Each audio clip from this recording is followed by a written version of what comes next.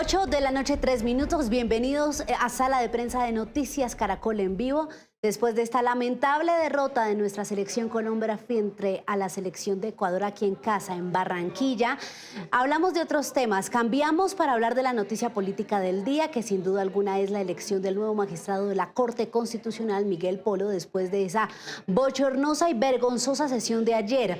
La fallida elección se tuvo que anular porque aparecieron más votos que los senadores presentes en la sesión, pero finalmente hoy, bajo un riguroso y muy estricto protocolo, bajo toda una logística nueva que instauró la mesa directiva, se logró entonces con 104 senadores presentes esta elección, que lo dio como ganador con 57 votos frente a 47 que tuvo su contrincante, la jurista, la doctora Claudia Dangond. Vamos a analizar esta elección porque muchos dicen que ganó el candidato del gobierno nacional, y para eso me acompañan en esta noche Pedro Viveros, analista político de aquí de la casa. Pedro, como siempre, un gusto, bienvenido. Un saludo, María Camila, y mil gracias por la invitación. Y también nos acompaña, ustedes lo ven ahí en pantalla, el doctor Juan Manuel Charri, abogado constitucionalista. Doctor Charri, bienvenido a Sala de Prensa. María Camila, Pedro y televidentes, muy buenas noches. Doctor Charri, quiero empezar, un saludo para los dos. Quiero empezar preguntándole, doctor Charri, si es cierto lo que muchos decían del perfil del doctor Polo y es que es muy reconocido en el ámbito jurídico y constitucional. ¿Esto es cierto? Sí, por supuesto, tiene una hoja de vida con un amplio recorrido académico, especializaciones en Colombia, en el exterior, y además una larga experiencia al interior de la Corte Constitucional y en la academia. Pedro, cuéntenos usted cómo ve el tema de la elección del doctor Polo, su primera impresión. Más allá de los hilos políticos, que incluso el senador Humberto de la Calle, también muy conocedor de los temas constitucionales, pues se podría decir sin lugar a dudas el senador con más peso que hoy tiene nuestro Congreso, dijo que es lamentable que el tema quedó reducido al candidato del gobierno y el candidato de la oposición. ¿Usted lo vio igual? Pues mire, primero yo tengo que decirle que esa terna era la terna del Consejo de Estado, no era la terna del presidente de la República ni de la Casa de Nariño. Creo que en medio del debate encontraron unos sectores la posibilidad de que no ganara la más conservadora de una terna conservadora. Y me parece, para ponerlo en términos políticos, que se pudo haber estado armando fue un tocondangón, todos contra la doctora Dangond, porque creo que ahí se mezclaron no solamente que fuera candidato del gobierno el doctor Polo, le repito, la terna la presentó el Consejo de Estado, pero creo que hubo muchos sectores que no querían que ganara la doctora Dangond, y ahí se crearon unas sinergias que llevaron a que después del bochornoso episodio de ayer, pues se consolidara un grupo que terminó siendo 57 senadores contra 47. Entonces, si me pregunta usted, arrancando, yo diría que más no es tanto a favor del doctor Polo como en contra de la doctora Dangond. Doctor Charri, a usted me disculpará meterlo en estos temas políticos, pero mire que bastó una noche para que la doctora Dangond perdiera 3 votos. Ella ayer tenía 50, esa fue su votación de empate con el doctor Polo, pero pues algo pasó en la noche. Por lo menos 3 cambiaron de parecer. ¿No cree que eso deja un poco de tufillo político en una elección tan seria, o más bien no político, porque es obvio que si es Senado pues tiene su tinte político, sino más bien como de esas prácticas del Ejecutivo sobre algo tan serio como es la elección de un magistrado, que es una figura fundamental que representa el contrapeso en nuestro...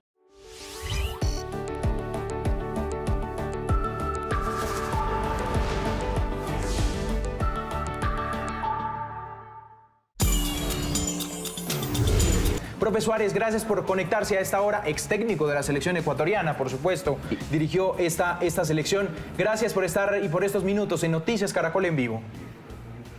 No, al contrario, gracias a ustedes por invitarme. Empate, y que aparecieron más papeletas que pareciera, visto en perspectiva, que fue una estrategia para ganar tiempo y seguramente buscar indecisos y obtener las mayorías el día de hoy. Sí, sin duda alguna es una elección política, pero Pedro, ayer hablábamos mucho de por qué se dio eso, ese supuesto fenómeno de la papeleta del voto pegado por error de imprenta. Y aquí en Sala de Prensa lo analizamos también con Gabriel Cifuentes y otro analista, y ellos decían que creían en la buena fe de los senadores, que no fue así. Pero mire que finalmente hubo un cambio en el panorama. ¿A usted qué le dice ese cambio? Primero que ojalá que alguien haga las investigaciones de rigor de lo que ocurrió ahí, porque eso de pronto puede lindar con con un delito, porque un evento tan importante como es elegir un magistrado de la Corte Constitucional, pues tiene que tener toda la claridad de lo que pasó. Pero le voy a decir algo que a mí me sorprendió. Es que si el gobierno hubiera tenido los 57 votos, ayer lo saca y ganan. Ayer, María Camila y profesor Charri, pues ponen los 57 votos y ganan. Entonces a mí siempre la duda mía va a ser es que el gobierno no tenía los votos, porque si los hubiera tenido, como hoy los mostró, pues ¿por qué no los sacó ayer? Entonces, yo no estoy diciendo con esto, y vuelvo y le repito, creo que tienen que hacer una investigación, pero la gran duda mía en materia política es por qué no sacaron los votos ayer si el gobierno los tenía y por qué no obligaron al presidente del Congreso a continuar con la sesión. Es que yo no sé por qué la levantó. Yo no creo que ese cuento que echaron ahí de ir a mirar las cámaras y a hacer la investigación, no, esa investigación hay que hacerla ayer, hoy, mañana o el tiempo que sea necesario para saber qué ocurrió. Pero me queda la duda a mí de por qué el gobierno no mostró los votos, los 57 votos ayer, y sí los mostró hoy, María Camila. Sí, señora, y queda esa duda. Tenemos ya las 8 de la noche, 10 minutos, estamos en vivo. Doctor Charri, lo interrumpo para preguntarle, para salir de la duda de una vez. Por ejemplo, con la presentación de la reforma tributaria y de también el presupuesto del próximo año, si está desfinanciado y si esa ley también deja un hueco en el presupuesto por ser precisamente legislación, ¿eso no lo revisa la Corte? A ver, la Corte, por supuesto, revisa la ley de presupuesto, revisa las posibles reformas tributarias que se presenten. Las leyes que tienen impacto fiscal deben tener concepto por parte del Ministerio de Hacienda, y la Corte ha determinado que la ausencia de ese concepto y la ausencia de claridad, sobre todo cuando el gobierno es el que presenta, tiene la iniciativa legislativa, genera vicio de inconstitucionalidad.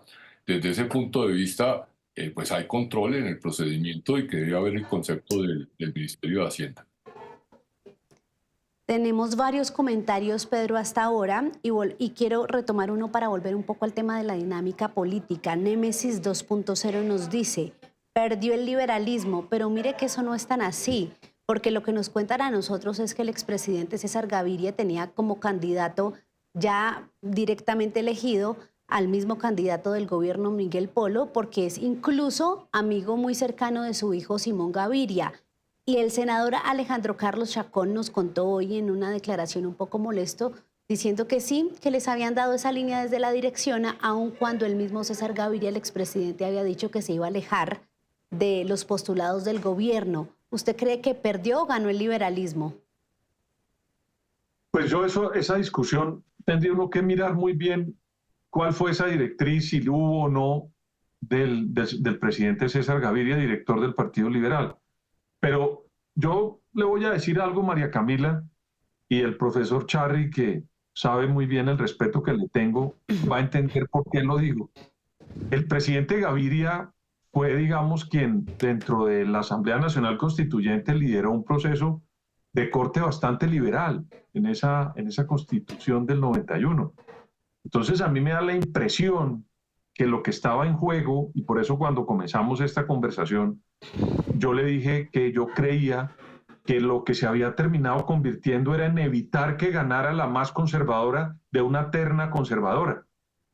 Y creo que sobre esa base lo que terminó primando ahí es que seguramente algunos terminaron persuadiendo a sectores, que puede haber sido el del señor presidente Gaviria, por el antecedente que le digo, de defender un poco el desarrollo más liberal de la Constitución y la fortaleza de esa Corte Constitucional por medio de alguien no tan conservador, de una terna que en mi opinión era de por sí conservadora. Entonces, pues creería yo que si esa orden se dio, que le repito, no tengo ningún elemento de juicio para decírselo, me parece que si se dio primando que iban a escoger a alguien más liberal o de un corte más progresista o menos conservadora, que fue, digamos, el rol que se le terminó atribuyendo a la doctora Claudia Dangond, María Camila. Exactamente, Pedro, y eso me lleva, doctor Charri, a hacerle la pregunta que ha rondado por el Congreso todos estos días, y es las mayorías en la Corte. Expliquémosle eso a la gente. ¿Por qué dicen que el año clave para eso es el próximo, el 2025, cuando termina su periodo entonces? La magistrada Cristina Pardo, que es más de tendencia conservadora, en junio la magistrada Diana Fajardo, ella es más de inclinación liberal, y el magistrado José Fernando Reyes en septiembre, también de tendencia conservadora. ¿Usted cree que detrás de todo esto hay una intención del gobierno pues de tener una corte más de tinte progresista, doctor Charri?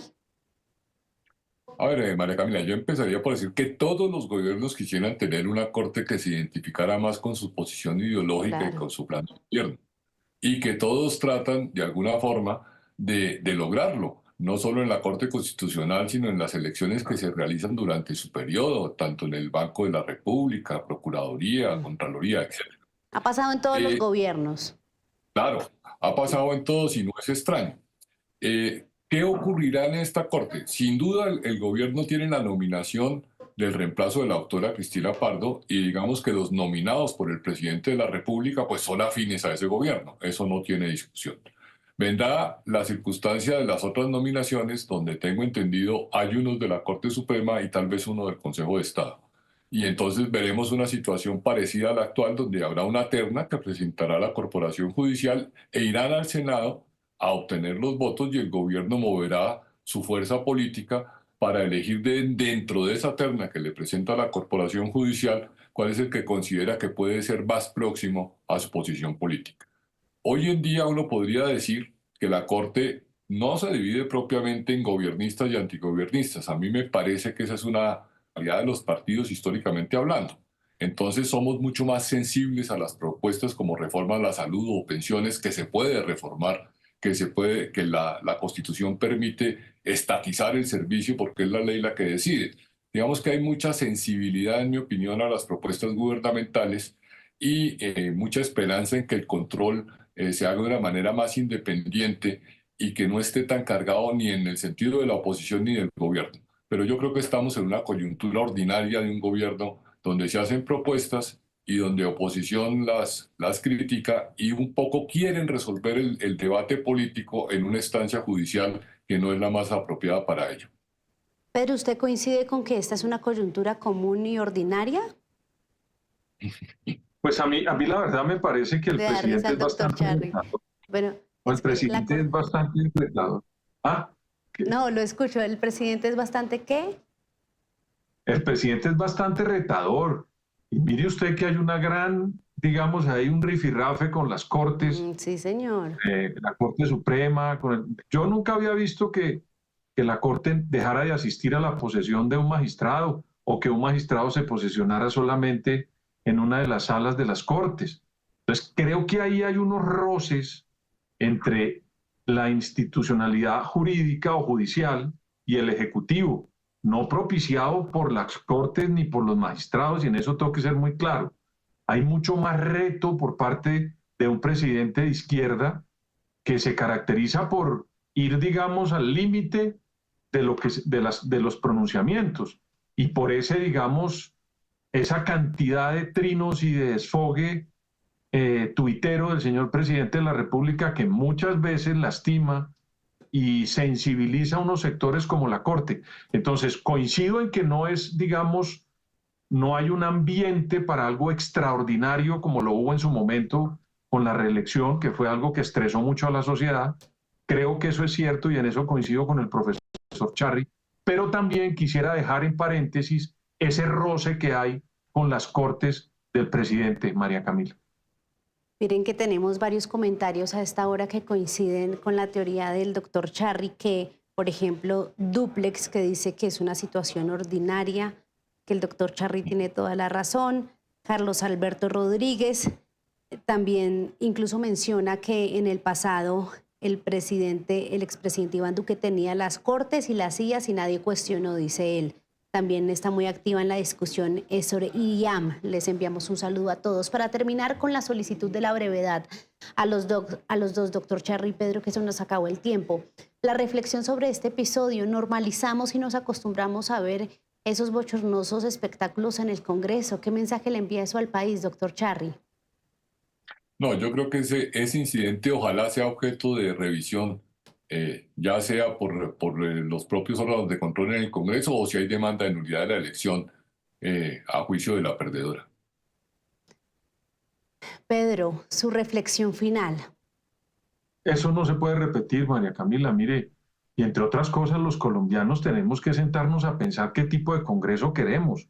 Ahora que se avecina esto, esa es una reflexión muy grande, María Camila, que hay que hacer. Porque yo entiendo que pues, el Congreso es el reflejo de la sociedad, pero hay que mirar muy bien quiénes nos representan allá, porque este tipo de hechos lastiman profundamente la